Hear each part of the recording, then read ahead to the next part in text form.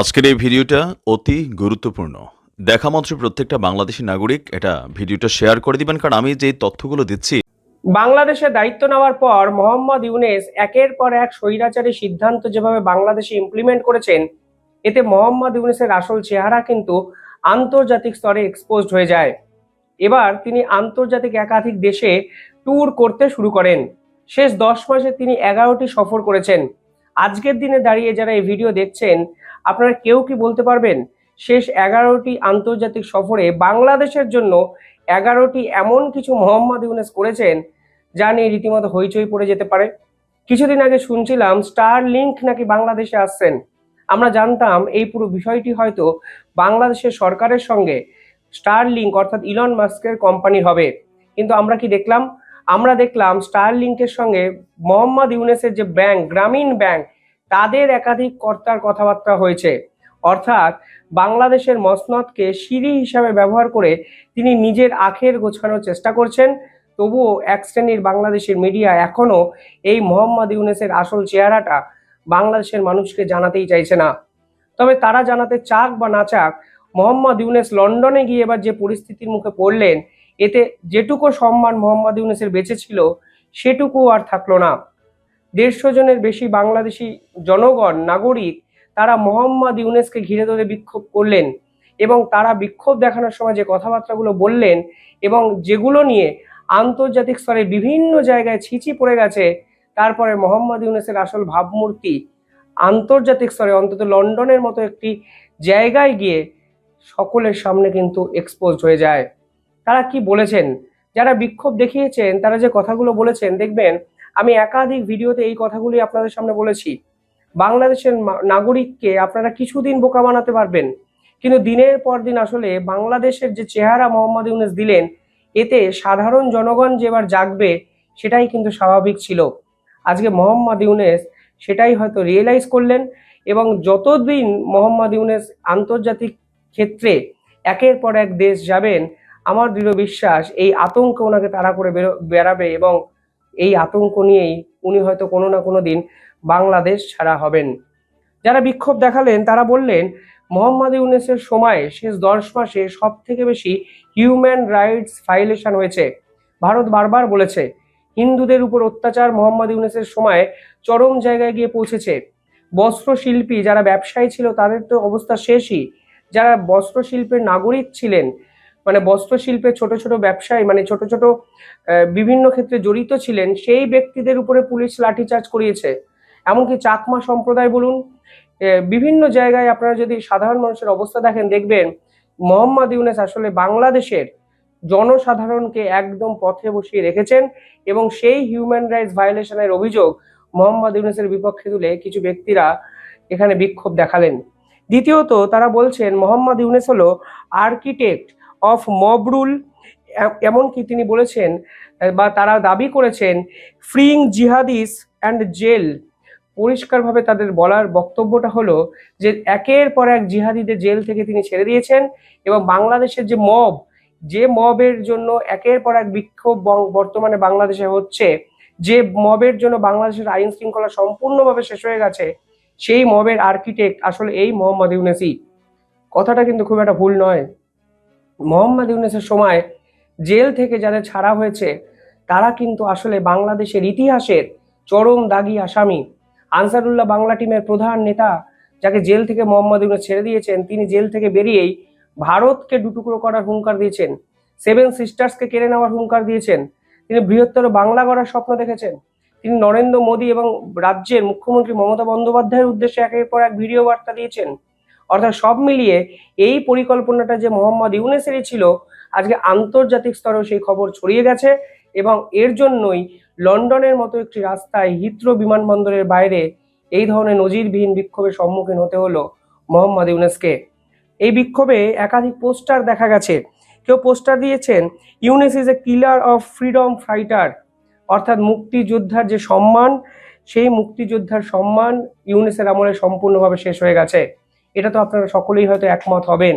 অতি বড় মোহাম্মদ ইউনূস সমর্থকও বলতে পারবেন না 1971-এর মুক্তিযোদ্ধাদের যথাযথ সম্মান মোহাম্মদ ইউনূস দিলেন।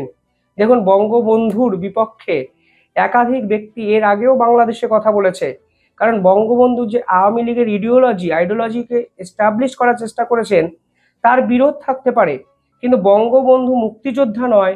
বঙ্গবন্ধুর 32 নম্বর ধানমন্ডির ঐতিহ্যবাহী বাড়িটিকে পুড়িয়ে দিতে হবে এবং একের পর এক বঙ্গবন্ধু স্মৃতিসৌধকে মাটিতে মিশিয়ে দিতে হবে, এই প্রচলন আমার মনে হয় ইতিহাসে এই প্রথমবার করলেন। এবং যিনি এই ব্যক্তি, তার নাম মোহাম্মদ ইউনূস। অর্থাৎ মোহাম্মদ ইউনূস পরিষ্কার বুঝতে পারছেন আন্তর্জাতিক স্তরে তিনি যেরকমভাবে খ্যাতি অর্জন করেছিলেন, সেই খ্যাতিতে আজকে একের পর এক কালো আলকাতরাকেও বা কারা লেপে দিচ্ছে। মোহাম্মদ ইউনূস ভারী অদ্ভুত কিছু দাবি করতেন, আপনাদের হয়তো মনে আছে। হিন্দুদের উপর অত্যাচারের সময় তিনি বলতেন বাংলাদেশের সাধারণ জনগণ চেয়েছে তাই হয়েছে। মোহাম্মদ ইউনূস যখন বঙ্গবন্ধুর বাড়ি যখন আগুনে পুড়ে যায়, আগুন ধরিয়ে দেওয়া হয়, বিক্ষিপ্ত কিছু ছাত্র নেতা উগ্র মানে ইসলামপন্থী কিছু নেতা যখন আগুন ধরিয়ে দেন, তখন এই মোহাম্মদ ইউনূস বলেছিলেন বাংলাদেশের জনগণ চেয়েছে তাই বাড়ি পুড়িয়ে দিয়েছে। বাংলাদেশের জনগণ চাইলেই হয়তো বাংলাদেশকে এই রকম নরকে পরিণত করা যায়, এটাই মোহাম্মদ ইউনূস বিভিন্ন ক্ষেত্রে দাবি করেছেন। শেখ হাসিনা যখন এই 5ই আগস্টের এই সময়কালে বাংলাদেশ থেকে ভারতে চলে আসেন, আমরা দেখেছিলাম পুলিশ ইন্সপেক্টরদের মানে উর্দি খুলে তাদেরকে উল্টো করে ঝুলিয়ে মারা হয়েছে, নৃশংস হত্যা হয়েছে, এবং সেই ছবি সেই ভিডিও কিন্তু আমাদেরকে চমকে দিয়েছিল। তা নিয়ে রাষ্ট্রসংঘ কিন্তু একটি রিপোর্ট প্রকাশ করেছিল, যে রিপোর্ট মোহাম্মদ ইউনূস লুকিয়ে রেখেছিলেন, সেনাবাহিনীর কাছে তিনি পৌঁছাতে দেননি। পরবর্তীকালে সেনা প্রধান প্রশ্ন করে কেন রাষ্ট্রসংঘে সেই রিপোর্ট সম্পর্কে সেনাবাহিনীকে জানানো হলো না। আজকের দিনে দাঁড়িয়ে হয়তো মোহাম্মদ ইউনূস একমত হবেন যে জনগণের দোহাই দিয়ে তিনি একের পর এক মবকে, একের পর এক কিলিংসকে, একের পর এক লিঞ্চিংকে জাস্টিফাই করেছেন। আজকে তিনি সেই মবের সামনে পড়লেন, যে মব শুধু বাংলাদেশে নয়, আন্তর্জাতিক স্তরে লন্ডন হিথ্রো এয়ারপোর্টের মতো জায়গায় তাকে ঘিরে ধরে একাধিক প্রশ্ন করলো, এবং তার যে আন্তর্জাতিক ভাবমূর্তি, সেই ভাবমূর্তিতে সম্পূর্ণভাবে কালি লেপে দিল। এটা লজ্জার, এটা মোহাম্মদ ইউনূসের জন্য লজ্জাজনক একটা অধ্যায়, বাংলাদেশের জন্য একটা লজ্জাজনক অধ্যায়। বাংলাদেশের মানুষ হয়তো বুঝতে পারছেন তারা মুখোশধারী কাকে ক্ষমতায় বসিয়েছেন, যিনি নির্বাচনও করাতে চাইছেন না, চেয়ারও ছাড়তে চাইছেন না, বাংলাদেশকে সংস্কারও তিনি করে দিতে পারলেন না। আলটিমেটলি ব্যর্থ এক শাসক। ইউরোপের যখন বাংলাদেশকে কেন্দ্র করে এই ঘটনা, ঠিক পাশে বেলজিয়াম, ইউরোপের আরো একটি দেশে এই মুহূর্তে আছেন ভারতবর্ষের বিদেশমন্ত্রী ডক্টর জয়শঙ্কর। একধারে আমি মোহাম্মদ ইউনূসের বাংলাদেশ সম্পর্কে এই চর্চা নিয়ে আপনাদের বললাম, পাশাপাশি ভারতের অবস্থানটা ইউরোপীয় ইউনিয়নে ঠিক কোথায় গিয়ে পৌঁছালো একটি ঘটনায়, তা একটু আপনাদের উল্লেখ করে দিতে চাই। মোহাম্মদ ইউনূস এই মুহূর্তে যখন ইউকেতে আছেন, ঠিক তার থেকে কিছুটা দূরে ইউরোপীয় ইউনিয়নের একটি দেশ বেলজিয়াম, সেখানে কিন্তু আছেন ভারতবর্ষের বিদেশমন্ত্রী। এমনকি তিনি ইউরোপীয় ইউনিয়নের প্রেসিডেন্টের সঙ্গে একটি মিটিং করেন। এই মিটিং এর পর ভারত এবং ইউরোপীয় ইউনিয়ন তাদের যে পরবর্তীকালে সম্পর্ক আরো জোরদার হবে, সেরকম একটি ঘোষণা করে দেওয়া হয়। এই রকম ঘোষণার পর ডোনাল্ড ট্রাম্প যে নিঃসন্দেহে খুশি হবেন না, তা কিন্তু 100% নিশ্চিত।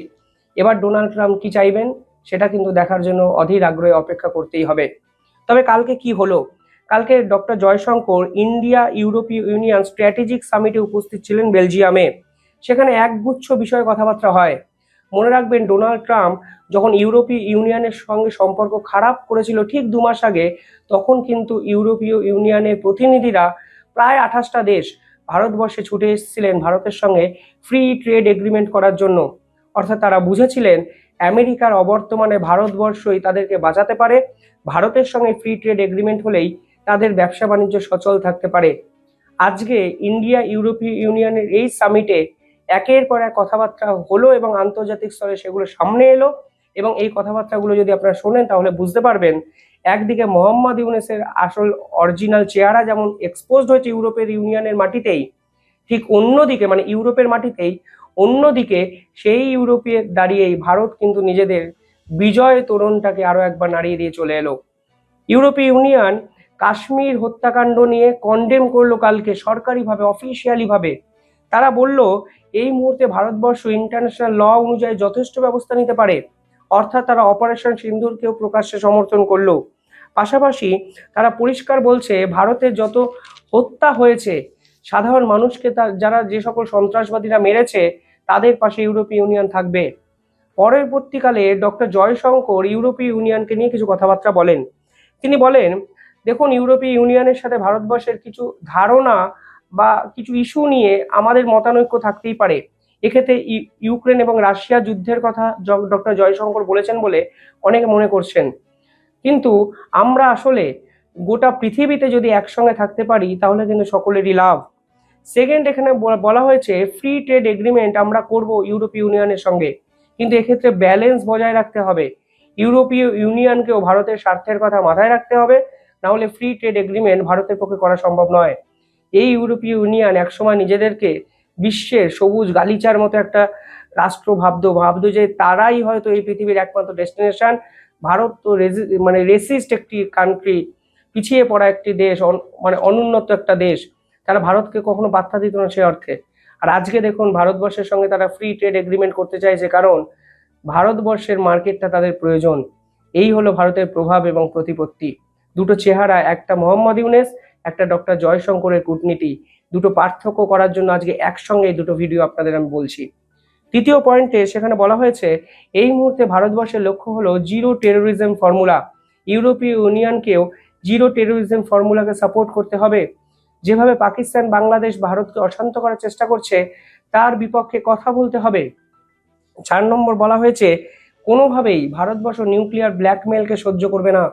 অর্থাৎ পরিষ্কারভাবে বলা হয়েছে, যেভাবে কথায় কথায় পারমাণবিক বোমার একটা হুমকি বা হুঁশিয়ারি পাকিস্তান থেকে আসে, সেই হুমকি আর সহ্য করার দিন শেষ।